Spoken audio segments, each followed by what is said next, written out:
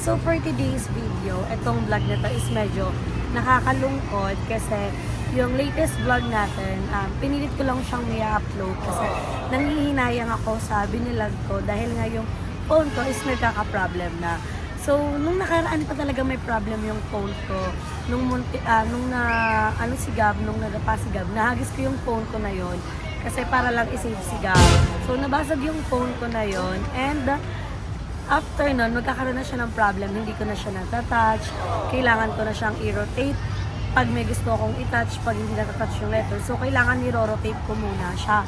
And kahapon, nung nagbablog ako, nung isang araw, nung nagbablog ako, napapansin kong nagsishake siya, nagsishake yung camera. And nung ini-edit ko siya, hindi naman sasama sa editing na nagsishake talaga siya. Pero kahapon, nung nag-edit ako at habang nag-film ako, habang nag-vlog ako, is nagsishake na talaga yung camera niya.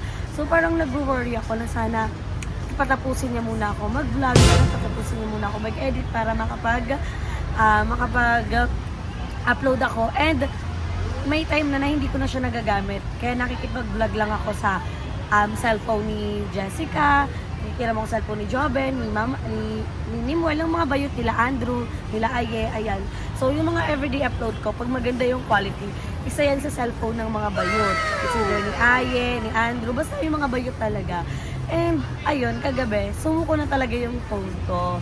So nasama ko naman na siya sa vlog at nag-comment na din ako doon na pasensya na, pagtsagaan niya na lang muna kasi kailangan ko lang talaga siya i-upload at ayoko mawala ng upload. Pero don't worry guys, kasi hindi naman ako papayag nang wala akong cellphone, di ba? Hindi naman ako nagpaparinig or what. Nung nawala tong cellphone ko, nung nawala yung cellphone ko na yun, is plano ko na agad bumili ng bagong phone. Kasi syempre, investment din siya at para maging maganda yung quality at audio ng vlog namin. Kasi naririnig ko yung mga tao, nababasa ko yung mga comment nila na yung audio ng video ko minsan lumalakas, minsan humihina. So, may time na nilalakasan ko lang siya through editing pag mahina talaga. Wala talaga akong magawa. So, parang nakakalungkot. At syempre, kailangan ko talaga ng cellphone dahil ito yung source of income ko. Yan yung work ko. Yan yung kailangan kong bigyan ng pansin. At feeling ko deserve ko naman talaga ng bagong cellphone. So, bibili din tayo. Pero, nagpapasalamat ako sa lahat ng mga sumuporta sa atin, sa mga patuloy pa rin na nanonood ng vlog natin kahit gano'n na yung stage ng quality ng vlog natin na minsan kailangan ko pa nalang gumamit ng ilaw para luminaw.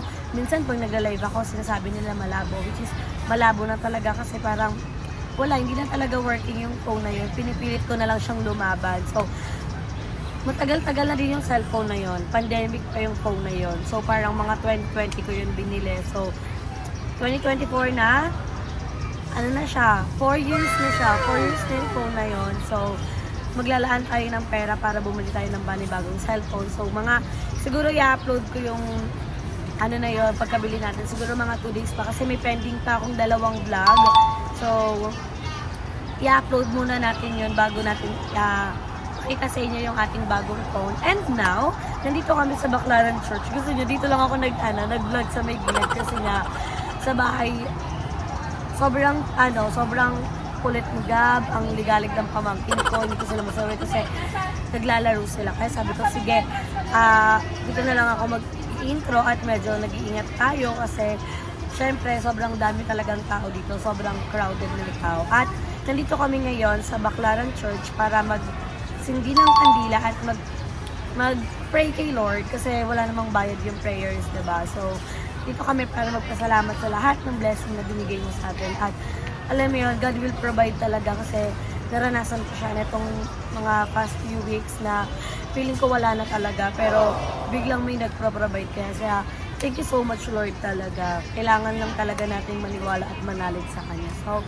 magsisimba kami, sasamahan nyo kami at hindi ko na sinama ngayon si Gab kasi sobrang crowded at magtatakbo-takbo lang yun dito. Pero yan, ang kasama natin ngayon ay si Daddy Paul. So, si Daddy Paul yung ating cameraman. So, ang unang step na gagawin natin is pupunta tayo doon and magtitirik muna tayo ng kandila. Yun naman kasi yung ginagawa ko at hindi pa naman talaga start yung misa. So, hindi pa rin ako kumakain at tignan natin kung nandito yung favorite kong inihaw na pusit. So, dadalhin ko din kayo dun mamaya mga boys. Kaya, sa ngayon, medyo haggard talaga tayo kasi medyo stress tayo. Pero, syempre, hindi natin kailangan magpakulong sa stress. Hindi natin kailangan magkulong sa problema. Kaya naman, maging blessed pa rin tayo araw-araw. Araw-araw pa rin tayo magpasalamat kay Lord. Kasi araw-araw tayo gising, araw-araw tayo buhay, araw-araw tayo may blessing na tinatanggap. Hindi lang naman yan sa pera or sa pagkain, ganun. Blessing din yung mga kaibigan, yung mga taong nandyan para sa atin. So, tara, samahan niyo na kami magsimba. I've seen a lot of change, been through a lot of pain. Some things are not the same as they were a year ago, but all will be okay. I move on each and every day. The past is where it stays, way back a year ago. I've changed for the better this time. I thought I would never be fine. I strive just to say I'm alright, and for the first time in a long time I'm alright. I've seen a lot of change, been through a lot of pain. Some things are not the same as they were a year ago, but all will be okay. I move on each and every day. The past is where it stays, way back a year ago.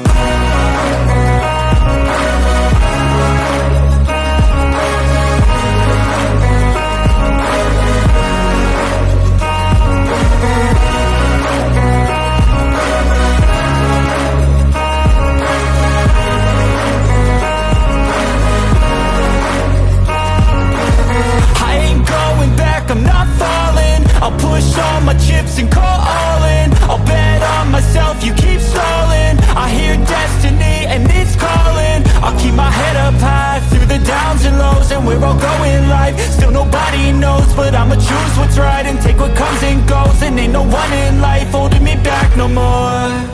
I've seen a lot of change, been through a lot of pain. Some things are not the same as they were a year ago, but all will be okay. I move on each and every day. The past is where it stays, way back a year ago.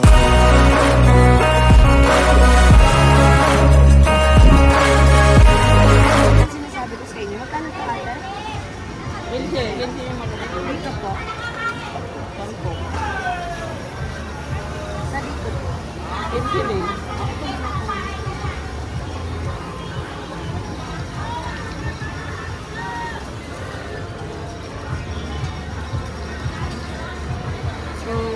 Ayun yung kinikrave natin nung nasa 13 Martires pa tayo. So, isa yun sa factor kung bakit pumunta tayo dito para matikman natin. Ang bilis nang yung maluto. Ito na.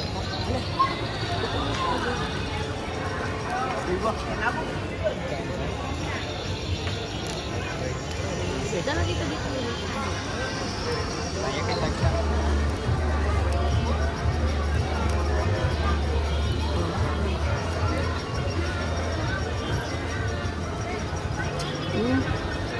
Sarap. Hindi maluto.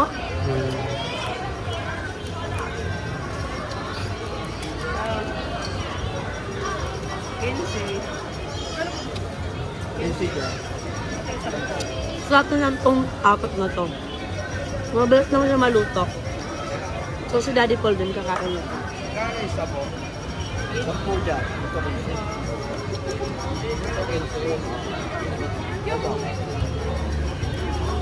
Solid. Ang sarap ng pasuka nila na may parang mga pipino, sibuyas.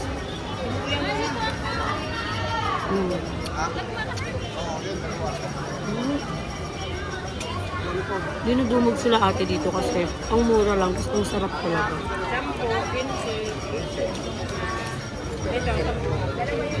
Hindi ka mapapagod bumuya. Sa 13 kasi, wala nang titinda ng ganito.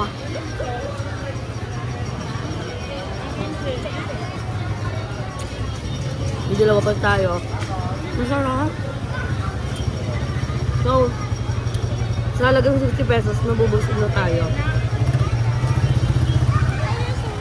Nadagdagan pa ni Kuya ng suka. So ako, hindi ko siya sinasawsaw. Kumukuha ko ng kutsara, ginaganon ko. Maraming pinagkaiba, ang malaga. hindi mo siya ibabalik pag kinainan mo na. Hindi magiging bagla ah.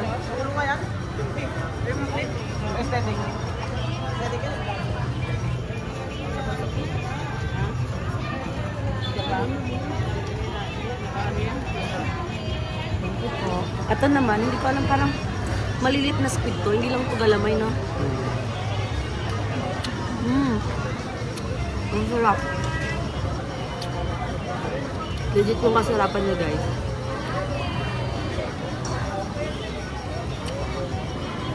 Sulit. So, kung ba't nyo na ganito, guys, punta na kayo dito sa may baka. Explain na natin, food vlogger na ako. YouTuber Sana vlogger nag-review na lang. ako. Sana nag-review na ako ng pagkain. Pero ang sarap. Kung nag-crave ko talaga to. Ang lang ko nag-aya sa school na magsimba. Pero kung apil natin magsimba, kumain tayo ng ganito. Sarap. So guys, kakain muna kami ni Daddy Paul na ito para makaluto din sa. Alam mo yung papayag na ako lang kakain. Diba? So ayan, nagpaluto na din si Daddy Paul. Papanin na rin siya. Hindi ka mahihiya sa camera, magpapakita ka. Niluluto pa lang yung kanya, guys. Ito yung akin, guys.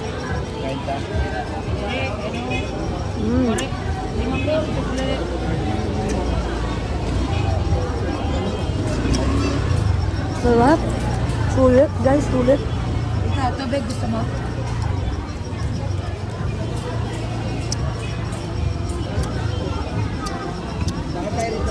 Ayun na, maluluto na yun sa'yo. Natatakam na siya, guys. Ayun na.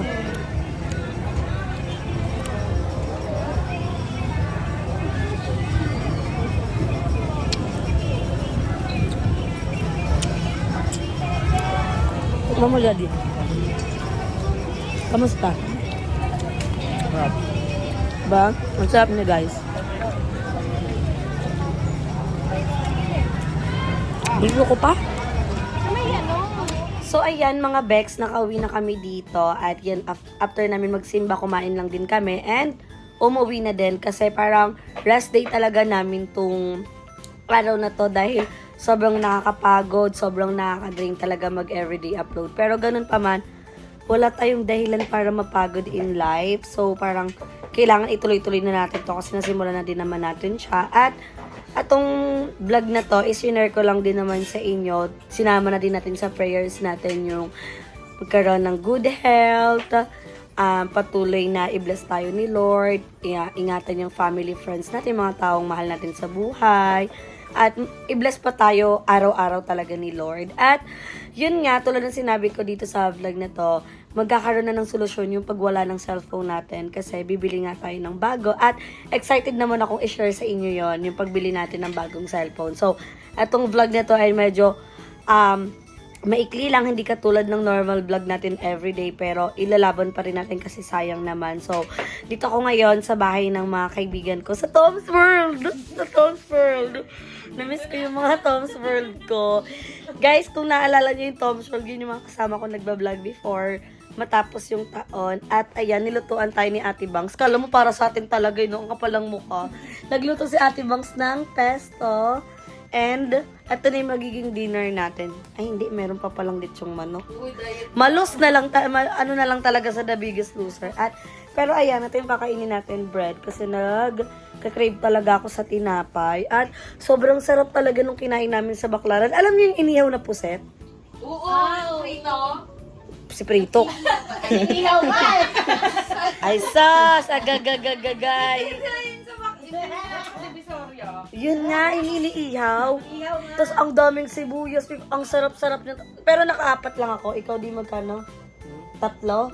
So, ano yun? 105 din kagad. Medyo tipid naman. Nakasandaan tayo. Tapos, magkano yung tubig na binili natin? Tag 15. So, yun yung naging meal namin. Parang 120 lang yung nagastos namin sa meal na yun. Pero, normally, pag kumakain talaga kami, umaabot kami ng 300, 200. Kasi sobrang mahal na talaga ng bilihin. Pero yun lang talaga yung kinain ko. I'm so very happy na yun na yung kinain ko. At ngayon ay, favorite ko tong Panderegla and Hopia. Sa Ate Jo tumatawa. Pandiregla kasi. Pandiregla talaga ang tawag dito. Oo, may red. Kasi parang napkin yung nagpapagitan sa kanilang dalawa. Hindi, favorite ko talaga to. So, inantay lang natin yung mga ka-Tom's World namin. Kasi kakaroon lang kami ng simpleng banding kung saan makikita mo sila dito nagbibingo. Hindi na nga to parang libangan, parang ginagawa na nilang hanap buhay. Charot lang. Kasi babalik na din naman tayo ilang araw na lang sa Cavite. Pero babalik din kasi syempre, unin ko yung iba kong gamit na gagamitin pag nagpalawan tayo. At yan, may iwan na si Daddy Paul kasi siya na yung mag-aalaga kay Gab. Okay lang ba sa'yo na maiwan ka? Na hindi ka kasama sa Palawan?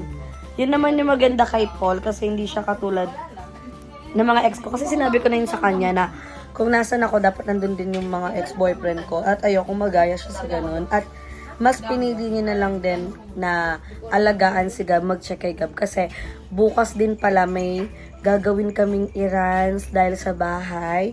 So, isi-share ko din yun sa inyo. Iba-vlog din natin yun. At kamusta na ba si Gab? So, itong vlog na to, wala si Gab. At alam kong malulungkot ang ating mga madlang people kasi hindi nila makikita si Gab. Pero hindi naman tayo papayag ng ganon. Kaya bukas, Si Gab. uy, eksena nyo mahamog na eh. Bukas, iba-vlog natin si Gab. Makikita nyo yung ganap ni Gab. At meron na siyang bagong word, bang uwi. So, pinapauwi niya ako sa Cavite. Hindi na mami yung tawag niya. Bang na. Minsan, pag sobrang galit niya, nabobuo niya yung bebang sa pagsigaw. So, parang hindi yung tawag. Pero yun mga Bex, pagpasansyan mo na itong vlog na to. Pero, excited ako dahil marami pa rin naman tayong blessing na marireceive. May mawawala man. Nasira man yung ating cellphone. At least, meron tayong bagong cellphone na kung saan magiging maganda na yung quality ng vlogs natin. Magiging maayos yung voice ng vlogs natin. Diba? So, sa editing guys, huwag niyo ako asahan kasi hindi talaga ako ganun karunong. Pero, ganun pa man, ilalaban natin na mag-vlog pa rin everyday. So, yun lang mga Bex. Hanggang dito na lang muna yung ating vlog. Hindi ko alam, maantay pa ba natin ibang Tom's World? Pero, antayin pa natin sila? Siyempre. Tagal niyan. Baka bukas ba tayo matapos? Basta, i-update ko na lang kayo pero need na natin mag-edit at makapag-upload for today's video kasi 10 across the board tayo kagabi. Pero ganun pa man, still blessing yon. Blessed pa rin tayo. Kaya naman, thank you so much mga Bex. Mahal ko kayo. Salamat sa walang humpay na suporta sa ating everyday vlog. Day 25 na tayo sa ating pag-everyday vlog at magiging tuloy-tuloy pa yan dahil may mga pending video pa tayo. So, abangan nyo sa February 28 ang pag-unbox ng ating bagong cellphone! So, bibili na tayo ng cellphone agad-agad. So, iba-vlog din natin yan. Kaya naman dito ko na tinatapos ang ating video. Don't forget to like and share this video. And mag-subscribe na kayo sa aking channel, Bebang Rica Mata. And magkita-kita tayo kung anong tinitibok ng puso nila. So, hanggang dito na lang mga Bex. Bye! Ay, hindi sila natapos. May paano sila? Coffee. Ay, eksena nyo na sa ano sila, barista. So, nagawa si Ate Bangs ng...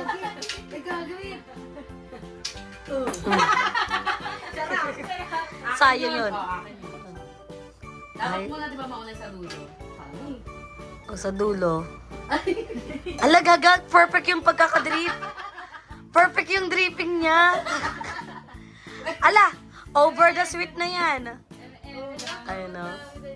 Hindi ako marunong. Paano ba yung ginagawa nila? Experiment lang yan, guys. Huwag nyo kaming i-bash kasi kami lang din naman yung iinom yan. Gaga, perfect yung dripping talaga ni Ate Bangs. Okay na yan. So, gagawa kami ng coffee. Oh. Yung pasensya na kayo sa baso namin, hindi yan flower base, ha? Ano yan? Tawag dito, pang syalang ano yan. Saan kayo makakita syala yan? From Ate Bangs. Oh. Yan, nagme-mekos-mekos na siya doon ng kape. Tagal kasi nila Kara, yung yellow. Ayan, oh. Oo. So, ayan yung aming magiging coffee. Yan yung banding namin. Tapos, mamaya may bingo kami. Sige, i-vlog din natin ang pagbibingo.